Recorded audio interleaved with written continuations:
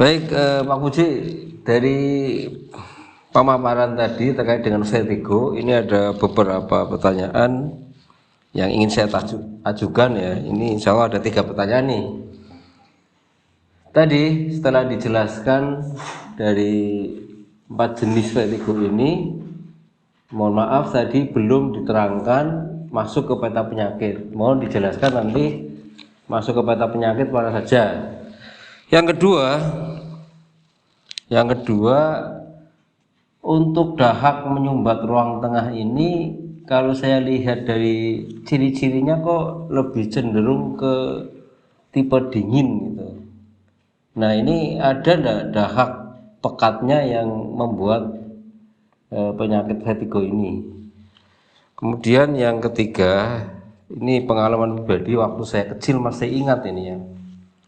Jadi hujan-hujanan, terus waktu itu masih SD lah, mungkin kelas 3an SD.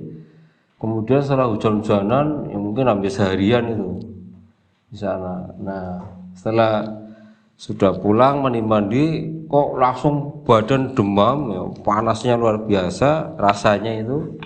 Kemudian vertigo nih, masih ingat sekali. Jadi kayak alang-alang itu dilihat itu kayak muter banget sampai tidak bisa melek, itu agak sulit banget. Kalau kita lihat dari 4 jenis ini agak aneh. Artinya kalau kita lihat dari proses kronologisnya kan hujan-hujanan ini kan berarti patogen dingin, atau yang seharian itu kan patogen dingin. Tapi kenapa kok bisa membuat vertigo itu? Artinya ketika demam tinggi terus rasanya bukan kedinginan menggigit, tetapi rasa panas yang luar biasa, kemudian sampai muter itu langit-langit. Nah, ini apakah ini ada jenis lain selain 4 jenis ini gitu? Terima kasih atas jawabannya. Ya, izin bertanya Pak Puji terkait dengan vertigo ya. Untuk tadi disampaikan bahwa untuk yang defisiensi sari pati ginjal, di situ disampaikan bahwa untuk lidahnya lidah merah muda. Terkait ini Pak, mungkin berdasarkan mungkin informasi yang apakah ini bermasalah dalam artian terkait dengan lidah merah, apakah ini bedanya dengan lidah merah muda yang kondisi normal dibandingkan dengan yang ini? Karena disampaikan bahwa lidah itu lidah merah muda itu. Terus yang kedua terkait ini Pak, mungkin dalam hal menghubungkan atau mengkaitkan dengan antara titik, nutrisi, herba, dan aktivitas yang terkait dengan pemilihan dalam artian ketika itu disebutkan tonik darah itu menggunakan akupuntur atau manipulasi terhadap titik yang kaitannya dengan tonik darah. Jangan sampai dalam artian ketika diterapi itu terkait dengan defisiensi darah berarti dipijat aja, di akupuntur aja sudah cukup, tapi padahal itu kondisi defisiensi. Padahal ini kan tetap dalam artian terkait dengan sumber makanan juga harus diperhatikan, terus terkait dengan mungkin perubahan pola aktivitas atau pola hidup gitu Pak.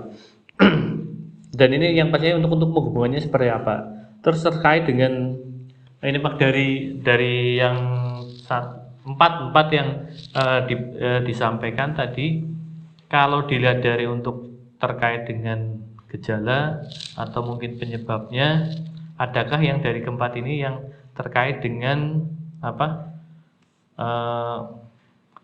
untuk penanganannya dengan fokus pada olah fisik, dalam artian lebih menitik beratkan pada aktivitas berkeringat dibandingkan mungkin dengan yang lain, karena mungkin secara makanan juga sudah cukup, secara ini juga cukup, tapi di sini yang kaitannya dengan energi aja yang kurang.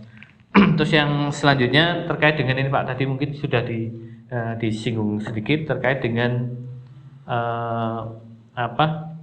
obat-obatan atau mungkin rekomendasi dari masyarakat. Ada literatur yang menyampaikan bahwa salah satu untuk membantu meredakan gejala-gejala vertigo ada ginkgo biloba, jahe, air putih, minyak esensial atau minyak atsiri, cuka apel, dan madu. Kalau mungkin ada saran-saran seperti ini, apakah ini dalam artian mungkin kalau penempatan untuk masing-masing kasus itu posisinya di pola yang mana Pak? Mohon penjelasannya. Terima kasih.